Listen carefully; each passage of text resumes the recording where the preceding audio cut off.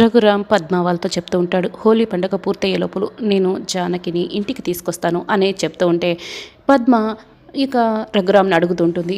నువ్వేం మాట్లాడుతున్నావో నాకు అర్థం కావటం లేదన్నయ్య అని చెప్తూ ఉంటుంది. ఒకవైపు చచ్చే వరకు రానని వదిన అంటూ ఉంటే హోలీ పండగ అయ్యేలోపు నువ్వు తీసుకొస్తానని చెప్తున్నావు, ఇది ఎలా సాధ్యమన్నయ్య అని పద్మ అడుగుతుంది. అవును, ఇద్దరి మధ్య నిలబడి నెగ్గాలంటే ఎలా బావగారు, కష్టం కదా అని వెంకట్రావు కూడా చెప్తాడు. సాధ్యం కాదు, కానీ అసాధ్యమైతే కాదు కదా. జానకి మాట పోకుండా నేను ఇచ్చిన మాట నిలబెట్టుకునేలా పండగ పూటనే జానకి ఈ ఇంట్లో అడుగు పెట్టేలా నేను చేస్తాను కదా, చూస్తూ ఉండండి అని రఘురాం చెప్తాడు. ఇక శివరాం వెంకట్రావు చాలా సంతోషపడుతూ ఉంటారు. ఇక జానకి సంధ్య ఫోటో దగ్గరికి వస్తుంది. ఏ కూతుర్నైతే నువ్వు నా చేతుల్లో పెట్టి నాకు బాధ్యతని అప్పగించి వెళ్ళావో ఇప్పుడు ఆ కూతురు కారణంగానే ఆయన ఈ ఇంట్లోకి రానని చెప్పి వెళ్ళిపోయాడు అని ఈ విషయం ఆద్యకు తెలిసింది అంటే ఆద్య ఒక్క క్షణం కూడా ఇక్కడ ఉండదు, వెళ్ళిపోతుంది అని జానకి బాధపడుతూ ఉంటుంది. అప్పుడే సీను అక్కడికి వస్తాడు. అత్తయ్య అని పిలుస్తూ ఉంటాడు. ఏంటి సీనయ్య అని జానకి చూస్తూ ఉంటుంది. అత్తయ్య నేను ఎదుటిన బొట్టు అంటే మామయ్య వచ్చాడు అత్తయ్య అని సీను అడుగుతూ ఉంటాడు. అవునని జానకి చెప్తుంది. అంటే మామయ్య బొట్టు పెట్టారా అత్తయ్య అని చెప్తూ ఉంటే అవునని జానకి అంటుంది. మరి మామయ్య ఇంట్లోకి రాలేదా అత్తయ్య అని సీను అడుగుతూ ఉంటే రాలేదు అని జానకి అంటుంది. ఏమైంది అత్తయ్య అని సీను అడుగుతూ ఉంటాడు. అప్పుడే రఘురామ్ మాటలన్నీ జానకి ఇక చెప్తూ ఉంటుంది. అంటే మీ ఇద్దరి మధ్య ఆద్య ఇప్పుడు అడ్డుగోడలా మారిందన్నమాట అని సీను అంటాడు. అవును సీనయ్య, నువ్వు చెప్పినట్లు ఆద్య అడ్డుగోడని ఆద్యకి నిజం తెలిసిందే అనుకో, ఆద్య ఒక్క క్షణం కూడా ఈ ఇంట్లో ఉండదు. ఆద్యకి నిజం చెప్పనని నాకు నా మీద ఒట్టేసి చెప్పు సీనయ్య అని జానకి సీను చేతిని తన తలపై పెట్టుకుంటుంది. సీను తన చేతిని వెనక్కి తీసుకుంటాడు. అవును సీనయ్య, ఇప్పుడు ఆద్యకి ఈ నిజం తెలిసింది అంటే ఈ ఇంట్లోనే కాదు, ఈ ఊరు వదిలి మాత్రమే కాదు, ఏకంగా ఈ దేశమే వదిలి అమెరికాకి వెళ్ళిపోవటానికి కూడా వెనకాడదు. అందుకే చెప్పొద్దని చెప్తున్నాను అని జానకి చెప్తుంది. అవును అవును నిజమే అని సీను మనసులో అనుకుంటాడు. అత్తయ్య ఆద్యకి చెప్పనులే అత్తయ్య అని జానకి చేతులు చేయి వేసి మాటిస్తాడు. ఉదయం అవుతుంది. రామ తలుపు తెలుస్తుంది. అక్కడ రంగులు ఇక పూలు అన్నీ కూడా ఉంటాయి. శౌర్యనే ఈ సర్ప్రైజ్ హోలీ ప్లాన్ చేశాడని రామలక్ష్మి పరిగెత్తుకొని నిద్రపోతున్న శౌర్య దగ్గరికి వెళ్తుంది. ఇప్పుడు శౌర్య సారికి ముద్దు పెట్టాలి అని పెట్టబోతూ ఉంటుంది. అస్మిత ఇదంతా దూరం నుంచి చూస్తూ ఉంటుంది. అబ్బా అని సౌండ్ చేస్తూ ఉంటుంది. ఇప్పుడు ఏంటో పెద్దగా సౌండ్ వచ్చిందే అని రామలక్ష్మి చుట్టూ చూసుకుంటుంది. ఏం లేదులే అని మళ్ళీ రెండోసారి శౌర్యకి రామలక్ష్మి ముద్దు పెడుతుంది. అప్పుడు శౌర్యకి మెలకు వస్తుంది.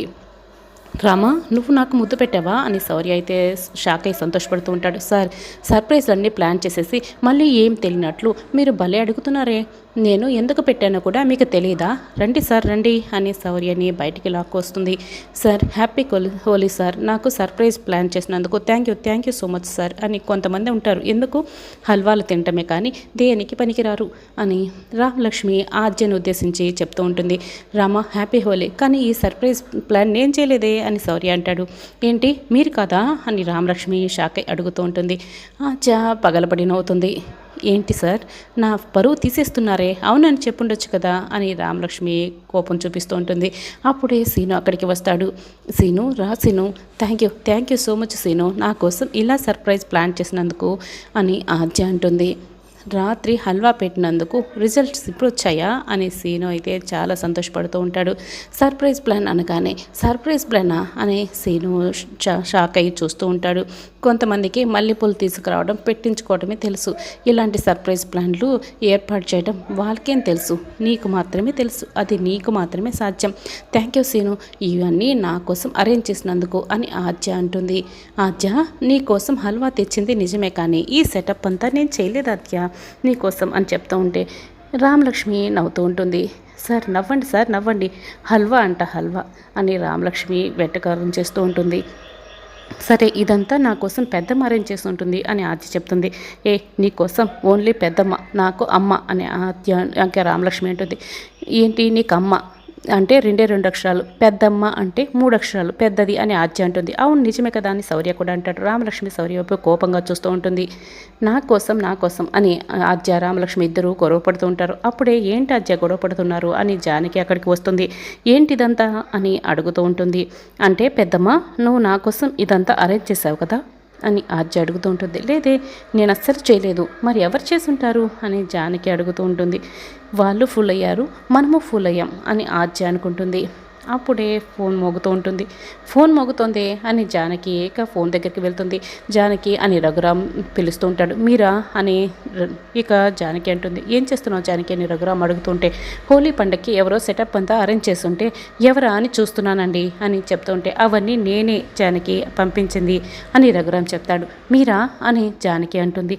ఇప్పుడు సంతోషమా జానకి అని రఘురామ్ అడుగుతుంటే, లేదండి, మీరు ఇక్కడికి వస్తే నాకు నా గుండెకి సంతోషం, కానీ ఇలా అరేంజ్ చేస్తే నాకెలా సంతోషం అండి, మీరు ఇక్కడికి వస్తేనే సంతోషం అని జానకి ఫోన్ కట్ చేస్తుంది. అయ్యో, జానకి ఫోన్లో మాట వినట్లేదే, ఈ ఫోన్ కూడా వినటం లేదే అని రఘురామ్ ఫోన్ పెట్టేసిందని అనుకుంటూ ఉంటాడు. ఇక బిందు సోఫాలో కూర్చొని బయట హోంవర్క్ చేసుకుంటూ ఉంటే అప్పుడే వెంకట్రావు బిట్టు పక్కన కూర్చుంటాడు. అయ్యో, నా పక్కనే కూర్చుంటాడు, ఇప్పుడు ఏమనుకుంటాడో ఏమో అని బిట్టు కంగారు పడుతూ ఉంటాడు. రే బిట్టు, పెన్ను పేపర్ ఎవరా అని చెప్తూ ఉంటే, ఇదిగో అని బిట్టు ఇస్తాడు. అదేంటి, పెదనాన్న కవితలు రాస్తాడా ఏంటి అని తొంగి చూస్తూ ఉంటాడు. బిట్టుకి కనిపించకుండా రఘురామ్ చీటీలో ఏదో రాసేసి చేతిలో పట్టుకుంటాడు.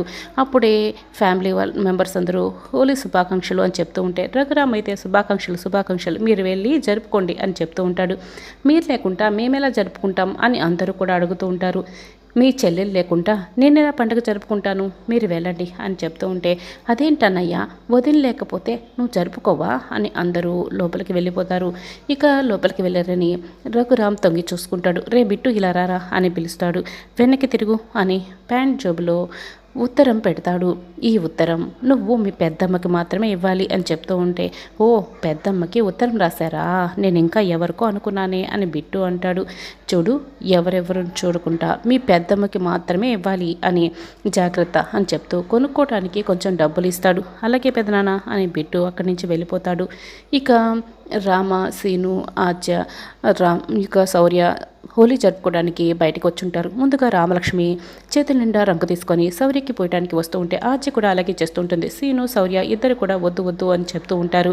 ఇద్దరు చేతుల్లో ఉన్న రంగుని కింద పడేస్తారు. ఇక చేతులకి బదులుగా ప్లేట్ నిండా రంగు పట్టుకొని ముందుకు వస్తూ ఉంటారు. బ్రో, ఏంటి బ్రో, వీళ్ళిద్దరూ చేతులతో రంగు పడేసి ఏకంగా ప్లేట్ నిండా రంగులు పట్టుకొని వస్తున్నారు. వీళ్ళని చూస్తుంటే మనపై హోలీ పండగ చేస్తున్నట్లు లేదు బ్రో, వీళ్ళ యుద్ధానికి మనం బలైపోయేలా ఉన్నాం బ్రో, మన పైన రంగు వేరేలా పడిపోయేలా ఉంది అని శౌర్య కంగారు పడుతూ ఉంటే, అవును బ్రో, ఆద్య కూడా అలాగే వస్తుంది బ్రో అని సీను కూడా కంగారు పడుతూ ఉంటాడు. ఇద్దరు వద్దు వద్దు అని చెప్తూ ఉన్నా కూడా రామలక్ష్మి, ఆద్య వినరు. ప్లేట్ నిండా రంగులు పట్టుకొని ముందుకొస్తూ ఉంటారు. సీను, శౌర్య తప్పించుకుంటారు. ఒకరిపై ఒకరు ఆద్య, రామలక్ష్మి రంగులు వేసుకుంటారు. నల్లగా రంగులతో నిండిపోయి ఉంటారు. మేము వాళ్ళపై వేద్దామనుకుంటే మనమే బలైపోయామే అని ఆద్య, రామలక్ష్మి ఇద్దరు అనుకుంటుంటారు.